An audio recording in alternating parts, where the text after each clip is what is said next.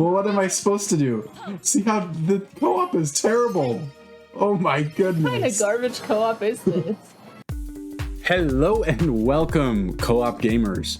We just played Balan Wonderworld for 2 hours. Now we're going to share our experiences with you. Is this game even worth playing? Or does it belong forgotten in the back alley? Let's jump right into it. I just want to say up front that I think this game lowered my IQ. When this game was first advertised, it looked amazing. It looked like a really fun co-op platformer, it had a cute art style, an intriguing world design, and interesting gameplay mechanics. Here's the scoop though. The game did not, by any means, live up to its expectations. Welcome to the Co-op Company, your place for everything co-op. Gameplay, tips, tricks, and reviews. If you enjoyed this video, make sure to subscribe so you don't miss any new co-op content.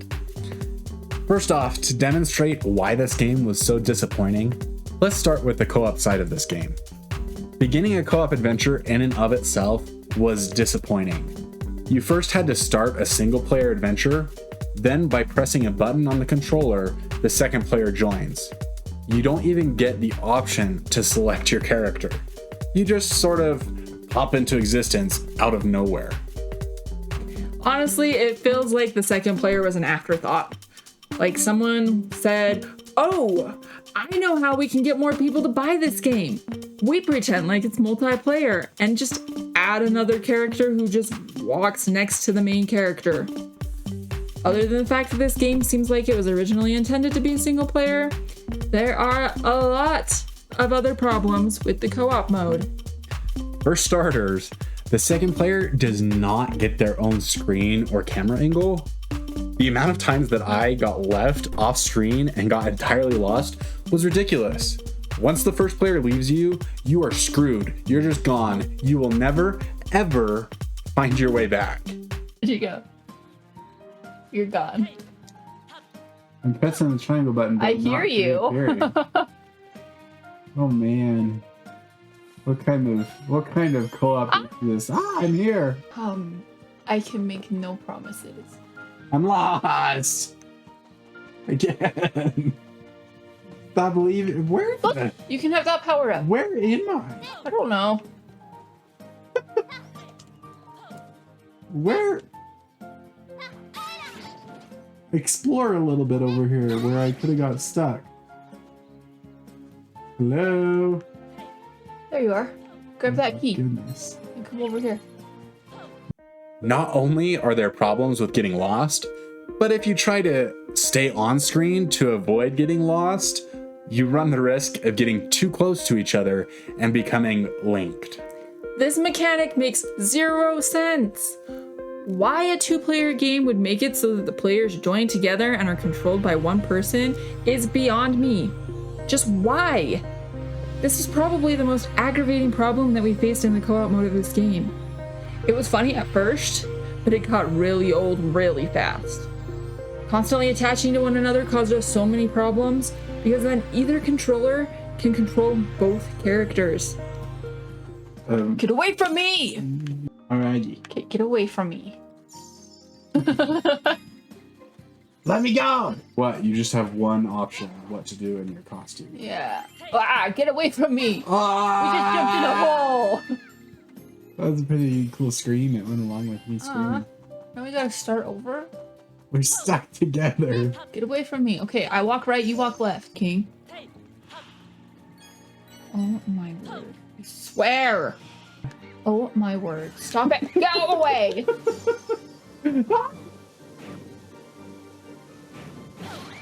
Okay, shooting him with my dragon breath does not. Let me go! Get away from me! It's a mess.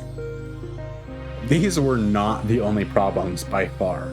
The second player cannot even begin a level, or end a level, or really anything of importance. If the second player leaves the game, they also lose all their costumes, which, by the way, if you get lost, you might just have to do in order to find your way back to player one. Now, aside from just the co-op side of things, this game was riddled with so many other issues. For instance, every single button does the same thing. Seriously, every single button, even the shoulder buttons. This game is limited to literally one action that you can perform. Old school Pac-Man had more functional buttons than this game. Also, so many of the costumes perform similar actions. And with the dragon, you cannot even jump. How are you supposed to play a platformer without the ability to jump? This actually was the only time we found a use for being able to control each other. I was able to jump for her through the platforming stage. And the story in this game makes no sense whatsoever. The entire time that we played this game, which was a full 2 hours, we had no clue what the literal hell was going on. From the cutscenes of the creepy farmer doing who knows what, to an incredibly strange and incredibly long dance scene after a boss fight. What even is this game? It was like they were trying to add a story, but it was written by 7 different people on 7 different continents, with 0 communication between them. What are these fluffy things? Why are they here? Why do they follow us? What are they for? What purpose do they serve?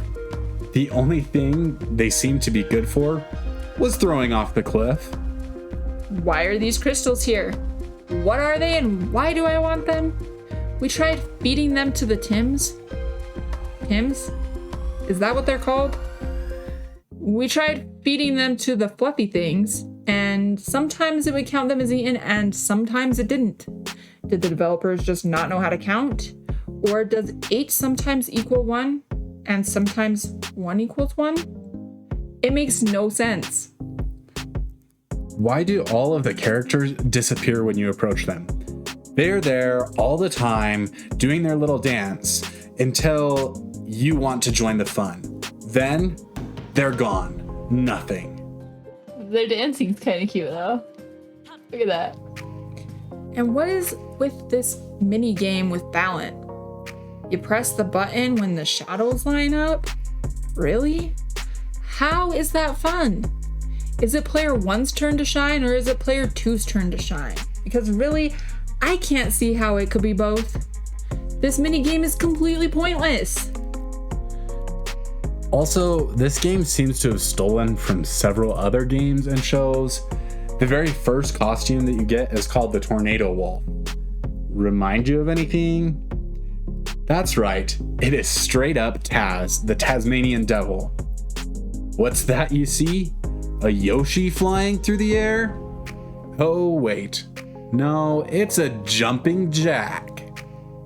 Alright, let's check this last one. Yep, I'm pretty sure I've played as one of these with a hat on before. Not only are their costumes not very original, but they even added the Polar Express to this game. Like seriously, where is my hot chocolate? There were hardly any enemies to fight, there were very few actual puzzles or platforming challenges. It was mostly just wandering around an area until you found the end. So in conclusion, this game drove us completely insane. There is no way we could have played this game for even a minute longer than we did. Thank you so much for watching. Please make sure to like and subscribe so you don't miss any more game reviews and co-op content. Have a good one.